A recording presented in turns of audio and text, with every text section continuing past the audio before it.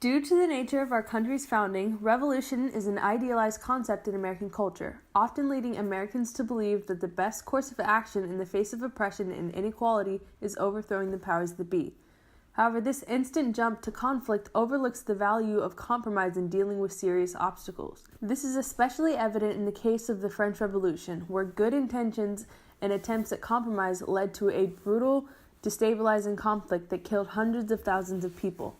Heavily influenced by enlightened thinking and inspired by the American Revolution, the French people began to question the arbitrary nature of the way their society functioned, also known as the Ancien regime. The Ancien regime is a term for the way of being before the French Revolution.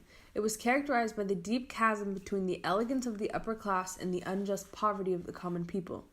The debt from France's involvement in recent wars, along with the debt accumulated from the previous reign, put the country in serious financial trouble, and King Louis XVI was nowhere near capable of dealing with the task.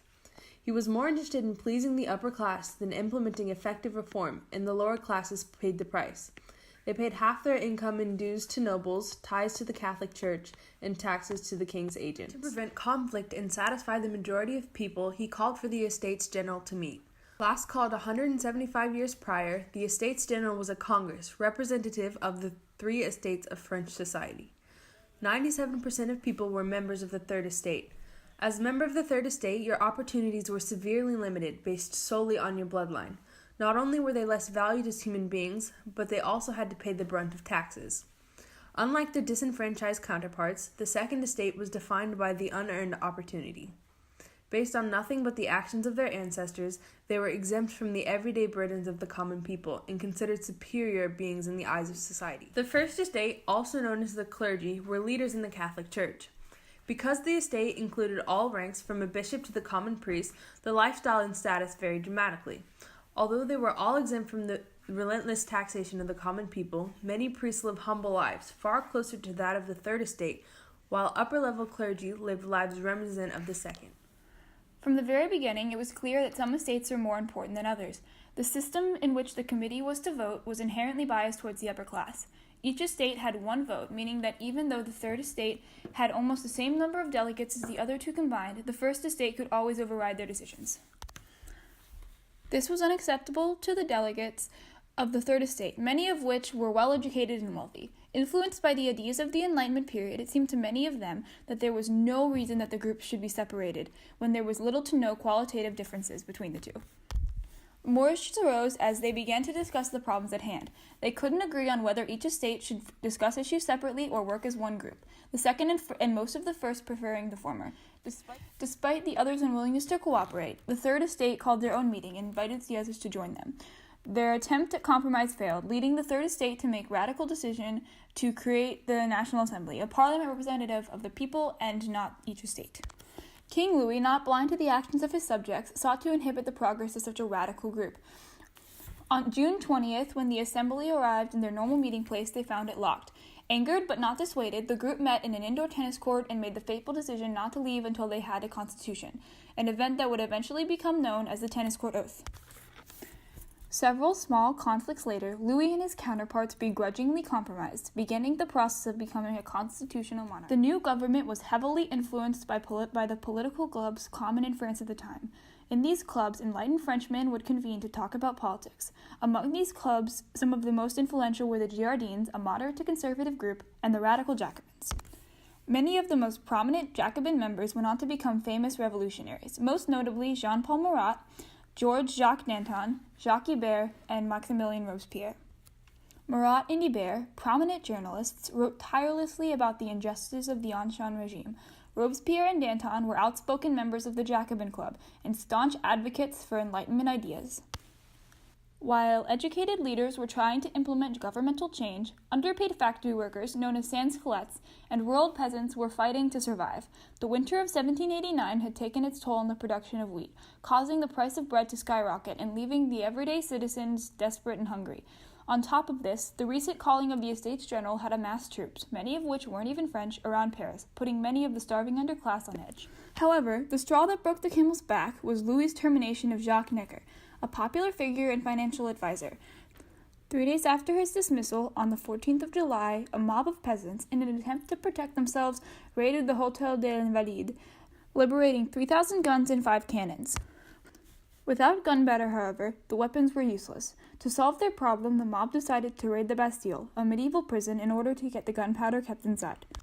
Although impressive, the fort was more of a symbol of royal oppression than any actual prison, only housing 7 prisoners on the day of the riot.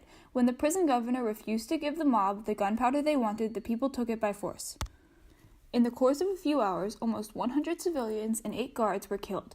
The governor's head, along with the heads of several other guards, were paraded around on pikes by the mob. This event, known as the storming of the Bastille, is considered the end of the Ancien regime and set a precedent for the mob violence that characterized the rest of the revolution. In an effort to deal with the problems more civilly, the moderates of the National Assembly put out a document called the Declaration of the Rights of Man. This document laid out the essential rights of all men: equality, freedom of speech, religion, and the press, the right to take part in government, the right to hold public office, and the right to a fair trial. These rights helped coin the phrase that would be used throughout the rest of the revolution: liberty, equality, and fraternity. This was the official end of the feudal system in France, freeing peasants from their duties, removing nobles from their source of power, and seizing church property. Although the National Assembly was working towards a better life for the common people in France, many were still starving.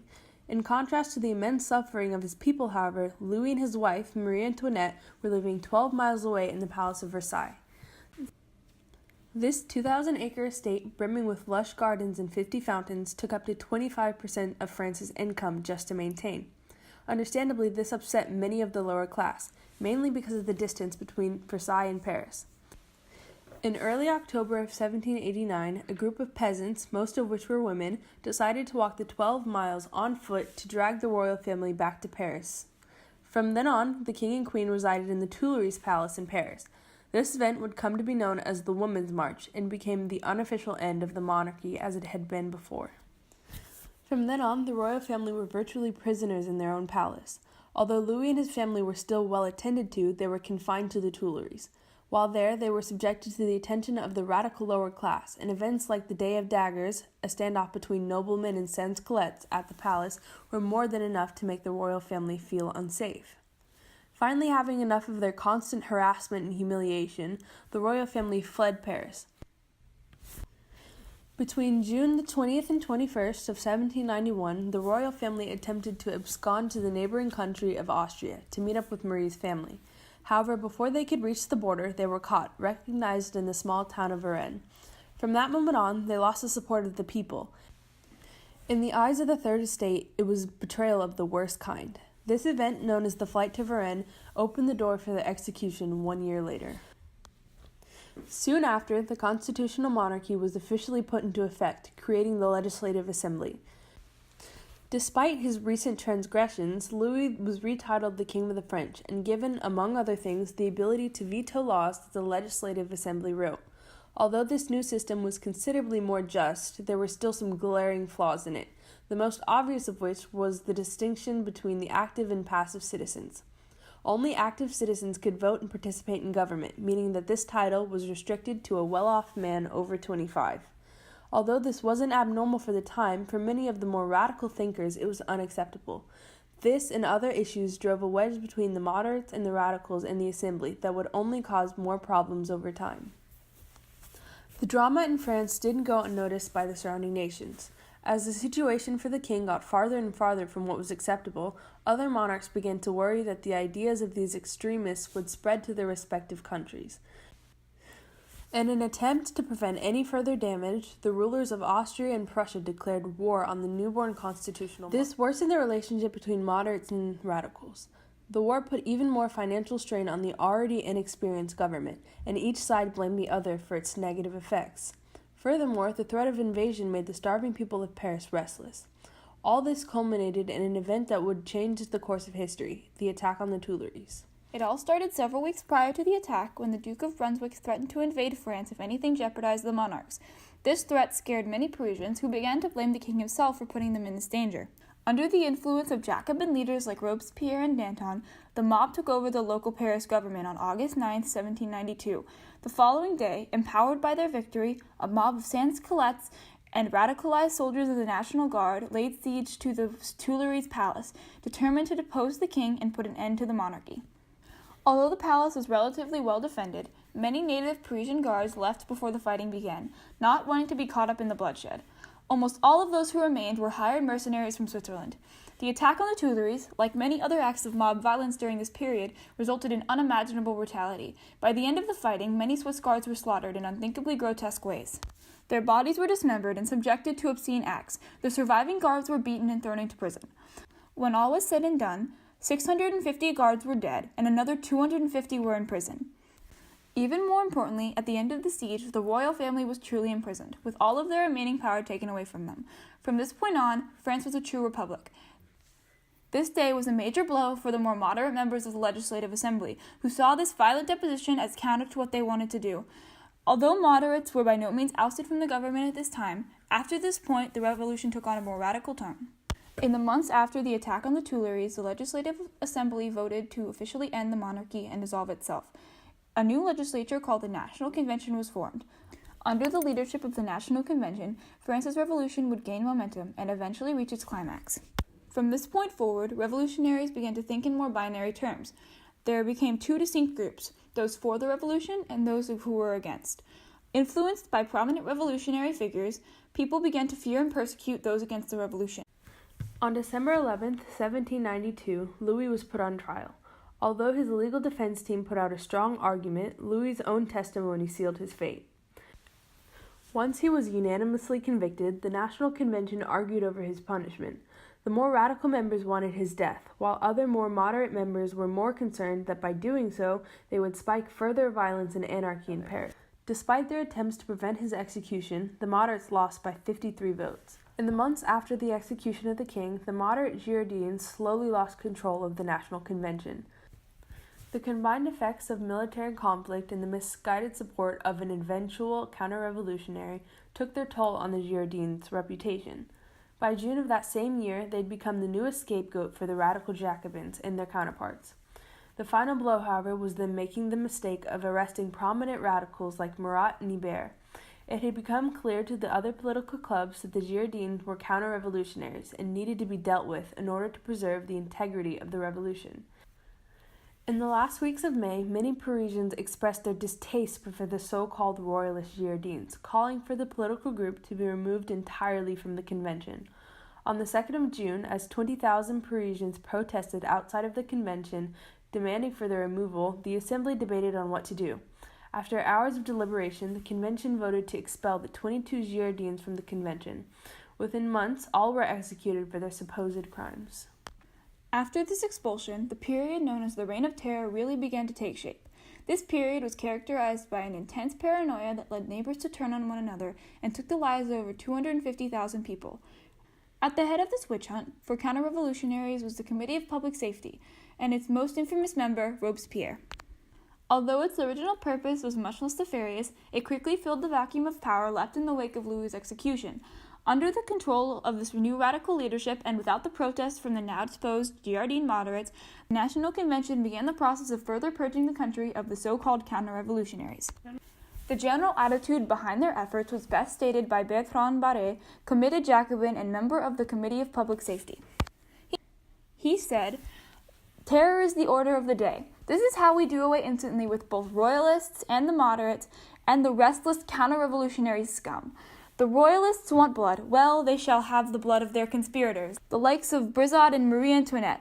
It will be to effectively force their new policy on counter-revolutionaries. They introduced a law of suspects in September of 1793. This law defined 6 actions that were considered counter-revolutionary and were punishable by death. Among these were things like avoiding conscription, hoarding grains, possessing subversive documents, harboring suspects, and speaking critically of the government. Anyone found guilty of having committed one of these crimes was sent before the Revolutionary Tribunal, whose job it was to decide their sentence, which more often than not was death. Of all the revolutionary men responsible for this period of violence and paranoia, Robespierre was arguably one of the most notable. It was under his influence that the Committee of Public Safety gained as much power as it did, and under his leadership that the most fatal era of the revolution took its form. His own paranoia and megalomania were a reflection of the frenzied, bloodthirsty world around him. His ability to, as stated by Crane Britton in Anatomy of Revolutions, kill men because he loved man, was a trait that made him an ideal person to lead the witch hunt based on dehumanizing the other. Despite the forward momentum of the revolution, many politicians began to doubt the new method of revolutionary action. Formerly zealous revolutionaries like Danton began to question whether or not the violence was truly in the best interest of the people. When Danton and other revolutionaries tried to effect change, however, they were arrested and sentenced to death by guillotine. However, as time went on and more of their own were slaughtered, the members of the convention lost faith in their maniacal leader. Only 3 months after the murder of Danton, Robespierre went too far. On July 26, 1794, Robespierre gave a 2-hour-long speech denying the rampant accusations of tyranny and dictatorship, and implied that many among the convention were guilty of counter-revolutionary crimes. It was rumored among those in the convention that the following day the names of the suspected counter-revolutionaries would be revealed. Considering the fate of those like Danton and the recent law ensuring that the penalty for counter-revolutionary acts was death, the convention was far from excited to hear the names. On July 27th, Robespierre and followers started to speak at the convention, but were cut short by those afraid for their own lives and infuriated over the death of their fellow revolutionaries. Soon after, a warrant went out for the arrest of Robespierre and several of his most influential followers. After hours of conflict, he and his group of followers ended up in the Hôtel de Ville, headquarters of the Paris local government. As their fate became more clear, he and his followers made futile attempts to escape. Robespierre himself either attempted suicide or was shot in the jaw by a member of the National Guard. However, it's unclear which is the truth. Either way, his life, along with the Reign of Terror itself, came to an end the following morning, as the guillotine's blade decapitated him. In the aftermath of the Reign of Terror, the old laws were repealed and a new constitution was formed. This constitution was not effective and only created conflict that lasted several more years.